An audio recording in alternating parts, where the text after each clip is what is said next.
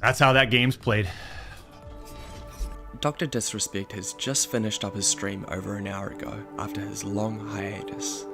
This video highlights the point where enough is said in his live chat that he decides to address the allegations himself.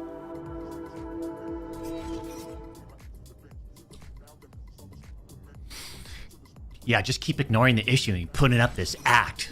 God, I'm so concerned and worried about everyone else's problems except mine because I'm dealing with a deeper depression and I like to project. Oh, champs. A lot of people donating. I do appreciate it. I do appreciate it. You know? Are you nervous to be back? After what's transpired over the last couple months, am I excited to be back to this type of world? God.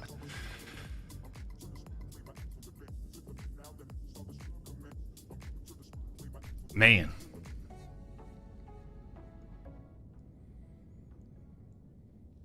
Alright, there we go, I guess.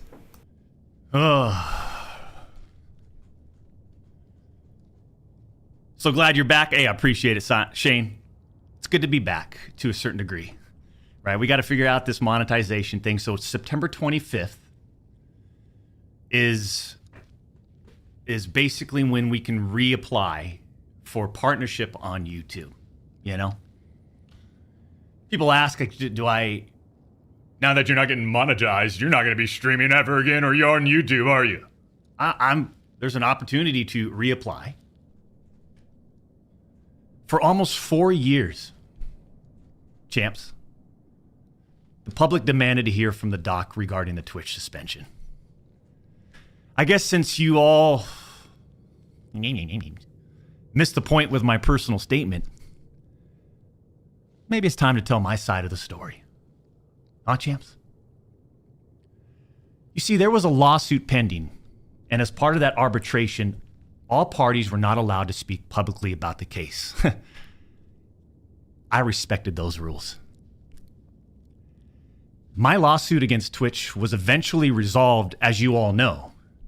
But even then, as part of the settlement, all parties were still prohibited from speaking publicly about the case or the settlement. However, if one side violated that confidentiality, then the other side could respond. And again, champs, again, I respected all the confidential obligations. But apparently Twitch's own disgruntled employees didn't feel the need to abide by those same obligations. Cody Connors, ex-Twitch employee, wasn't even involved, leaks Twitch's reported reason. Years later, Cody, why do this? What was the point? This was settled professionally. And you, knowing how black and white the internet is, you decided, you fucking rat, to leak the reported reason Twitch banned me in 2020. I mean, for what? Cody, why? Did you not know the repercussions from spewing lies about the two-time? Did you not know the repercussions of accusing me, Cody Connors? You see, you don't know shit, and it was obvious from your tweet. You didn't have any firsthand knowledge of my dispute with Twitch. You said that I got banned from Twitch because I was sexting a minor through Whisper's messages? Do you even know what the legal definition of sexting is? I do. And yeah, I used Twitch as Whispers, but trust me, I wasn't sexting anyone. You also said the word minor, Cody. I even made sure that word was emphasized in my statement, edited, etc., just to make sure these so-called journalists would pick up on it. And boy, oh boy, did they ever, champs.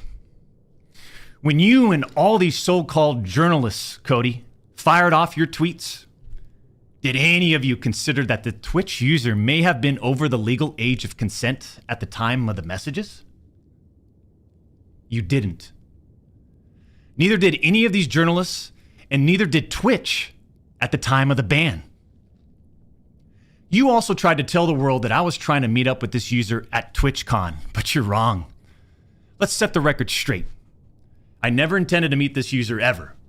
We never made plans to meet at TwitchCon or anywhere else, and in fact, we never met in person ever. Your bullshit accusations gave false courage to other former Twitch employees to make shit up as well. I suspect all of you sort of planned and coordinated this attack. These big-time publications, these journalists, these various outlets are sort of just gossip channels now, don't you think, champs? Oh, this is a little They act crazy. like they're just gossip channels now, That is a little crazy. without any real journalism and real research happening. They reported on all this based on leaks from 2 former Twitch employees, one of whom was supposedly on the trust and safety team. If these anonymous sources worked on the trust and safety team at the time of my Twitch suspension in 2020, then you would hope they would tell the truth. But apparently that's just too much to ask.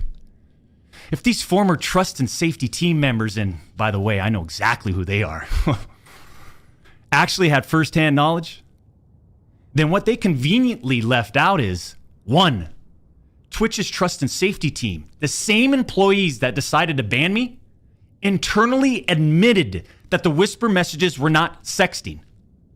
And 2, Twitch's trust and safety team, the same employees that decided to ban me, internally acknowledged that the whispers did not constitute child sexual abuse material CSAM. I'll say it again. Neither I nor the Twitch user exchanged any sexual graphic messages or images. Cody Connors and these other anonymous sources are trying to paint a picture that I was exchanging sexually explicit messages and photos with this Twitch user. That never happened. I even used the word inappropriate, purposely. And look at how it was defined by everyone, champs. Huh? Including these defaming articles. I'm sorry, but mutual bantering with inappropriate jokes taken out of context should have never led to me getting banned from Twitch in the first place. I mean, how would each of you look if all of your private DMs, your text messages, your chats were looked at, dissected, and taken out of context by someone who's deliberately trying to find something inappropriate in those words? And this is not a situation where a victim publicly accuses someone of wrongdoing. That never happened here. We're talking about allegations that Twitch made against me as a half-baked reason for justifying their actions of suspending and shutting down my channel. Allegations that Twitch made without even a legal analysis of whether the whisper messages were legal. You see, I engage with my community. I engage with other streamers. And through Twitch Whispers, I communicate with Twitch users. Conversations that consisted of a variety of playing games and gaming politics, content creation, random stuff. This was the extent of my whispers with this Twitch user. On June 21st, 2020, my ex-Twitch partner manager learns that I exchanged whispers with the Twitch user. And I say ex-partner manager because for years, this guy didn't do anything for me, my community, or my channel. For years. I'm talking no front page love. You're talking about the face of the platform, right? Literally. The face of the platform. And I know Champions Club remembers this. We got zero front page love on the website. He was never on my channel. He didn't follow me on Twitter. He wouldn't even inform us about Twitch rival tournaments. We're talking about the 2-time Twitch rival tournament. Oh, I'm sorry. Would you want to play in it? We got zero support from this guy. And it was just so obvious that he carried a grudge against the 2-time. So after we signed with Twitch in 2019, we asked for a new partner manager. And just a few months later, that ex-Twitch partner manager is directly involved with getting me banned. Coincidence?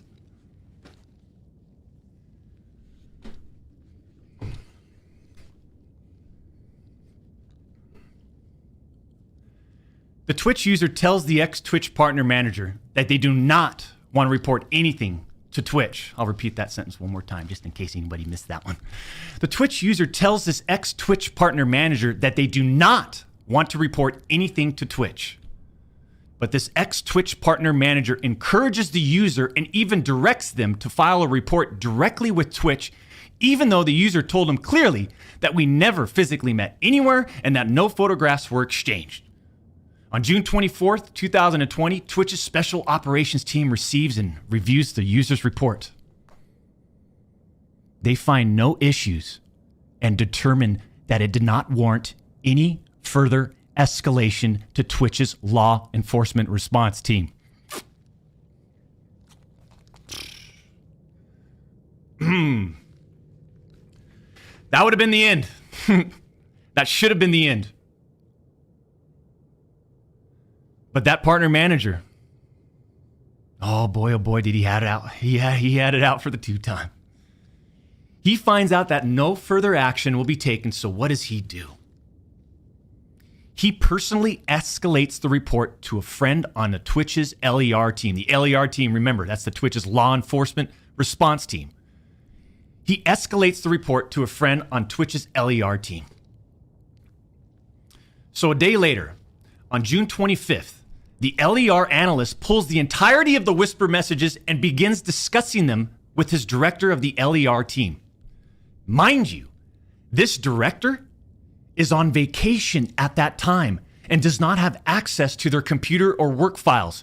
Let me just remind you, I went through a big-time arbitration, okay? And, you discover a lot of stuff. Mind you, this director is on vacation at that time. The LER analyst cherry picks and sends a few targeted excerpts out of context from the Whisper messages to this director. Now, if you do this, you can make anyone's messages look inappropriate, even when they aren't. Within less than 1 hour, this LER analyst and his director have made the decision to suspend me from Twitch. Twitch submits a report to NCMEC. You guys all read those little articles, huh? The NCMEC. Twitch submits that report. The National Center for Missing and Exploited Children. Guess what? As far as I know, and over 4 years have passed, they didn't do anything with the report. As far as I know, they didn't escalate Twitch's report to law enforcement. Mind you, the same people that made this decision admit internally that the messages did not constitute sexting. The same people that made this decision at Twitch admit internally that the messages did not warrant any child sexual abuse material charge. Twitch makes this decision to terminate my contract and ban me while admitted they did not perform any legal analysis of whether the messages exchanged were illegal in any way. Twitch makes this decision to terminate my contract and ban me while admitting that they never investigated the age of consent in the jurisdiction where the user's messages were sent and received. Twitch makes this decision to terminate my contract and ban me without ever interviewing me, the user, or any other third party, including the partner manager. It's unbelievable!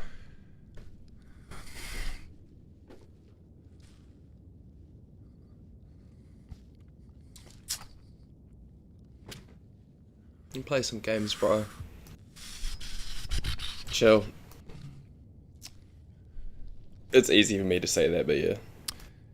I'm not going to get into every detail regarding my legal case. Play some games, I think. But these former Twitch employees that claim to have firsthand knowledge, they just don't have a clue. They didn't report any facts. The judge in the case determined that the whispers were not illegal. So then why did Twitch use these messages against me? Why did Twitch treat the doc so differently from their other streamers? I mean, outside of the obvious. I mean, just take a look at me. Right? Unfiltered. The realest motherfucker in this industry. 6'8", gorgeous, athletic, successful, college degree, college athlete, bourbon business, gaming studio, All right, beautiful we'll end it family. there. And trust me, we've worked hard for over a decade to improve as a person, a husband, and father, and to get where we're at today. I mean, I'm in such a good place today. And all these people, they all act like they're just so perfect. I'm not perfect.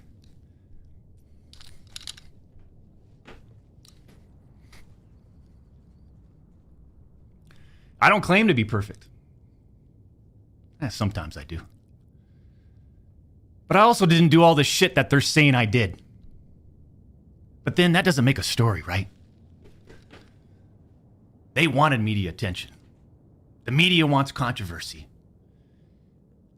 And by sensationalizing all of this with big, inaccurate headlines like sexting and sexually explicit, you all got what you wanted. To a degree, he is sadly right. I mean, I don't think anyone particularly wanted the downfall of Dr. Disrespect, to be fair, but he is right, you know. Drama is what sells, drama is what gets views, and unfortunately things like this are always going to happen in this type of society. At the expense of the two-time. The reality is, they wanted to cut down the doc. Plain and simple. Take a look at some of these horrendous acts of Twitch streamers that were never banned. I've got some examples right here. Example number 1. 6 Arakan. A streamer that frequently used the N-word while publicly streaming, which constitutes a violation of Twitch's policies if accompanied by hateful intent. Twitch scheduled a meeting with the streamer to ascertain his intent to determine whether his conduct was a violation of Twitch's policies, ultimately determining it was not a breach of Twitch's policies. Why wasn't I called into a meeting? Why wasn't my intent taken into consideration, champs? Example number 2. Streamer was reported for discussing doing things with deceased animals and discussing pedophilia, all while live streaming. Never suspended, but instead given a multi-million-dollar contract. Example number 3. Streamer was reported for a sexually explicit stream involving children and telling children to send Snapchats of them playing with themselves. Never suspended, but instead, given a multi-million-dollar contract. Yeah, the double standards are real. It's so obvious that certain Twitch executives, employees involved had personal biases against the doc and used all of this as an opportunity to terminate my contract. Go back and look at the timing of all this too. The doc's termination lines up with 2 preferable, profitable, and expensive streamers leaving Mixer. As soon as Twitch knew that Mixer had failed, and go look at the timing. These other expensive streamers needed a new streaming platform. So Twitch rushed through its decision to terminate the two-time. You see, I shouldn't even be banned from Twitch.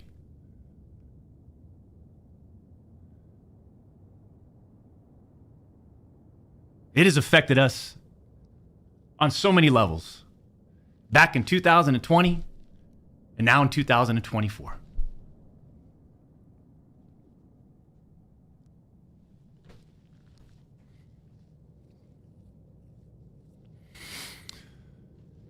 And Cody, Connors, I just have to say it again. Why would you do this? Like I said, this was handled professionally years ago. No fucking wrongdoing. But because of you, Cody,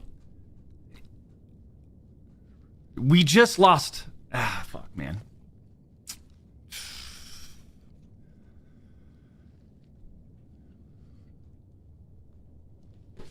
Unfortunately, we have to lay off people from Midnight Society. Right? Because of you, Cody.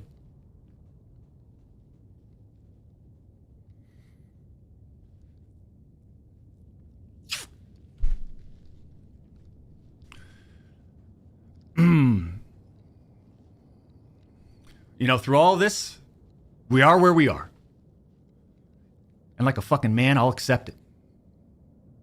What I don't accept is sitting quietly by and let these idiots attack me with false accusations. No. For all these doc haters out there too, oh man, the ones that project and project and project and project and worry about everyone else's problems, right? I can't understand that mindset. I could care less. We've always stayed in our lane. But somehow, some way, these people, they just get in our lane. For all you doc haters, I'm sure you'll dissect all of this and still find a way to publicly criticize me. Do what you need to do. I'll say this isn't for you.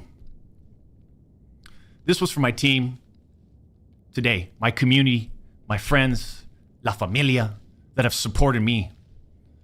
And I'm not denying the exchange of whispers, champs. I'm not denying that to all of you out there. It looks bad.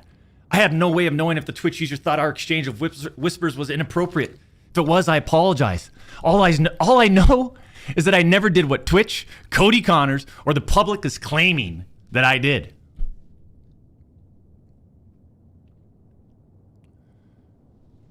That's it. I'm not saying anything more about any of this, right? Unless I need to, because trust me, I have more I haven't disclosed. I just want to get back to what we do best. Put on a show and climb our way to the tippity top of the mountain, man. In our own lane.